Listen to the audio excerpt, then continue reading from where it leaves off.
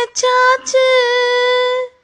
சின்ன வயசு புள்ள கண்ணி மனசுக்குள்ள வண்ண கனவு வந்ததா. கல்யாணம் கச்சேரி எப்போது, உனக்கு பூவை எடுத்து ஒரு மாலை தொடுத்து வச்ச நீ என் சின்ன ராசா. பூவை எடுத்து ஒரு மாலை தொடுத்து வச்ச நீ என் சின்ன ராசா. உன் தோலுக்காகத்தான் இந்த மாலை இங்குது. கல்யாணம் கச்சேரி எப்போது.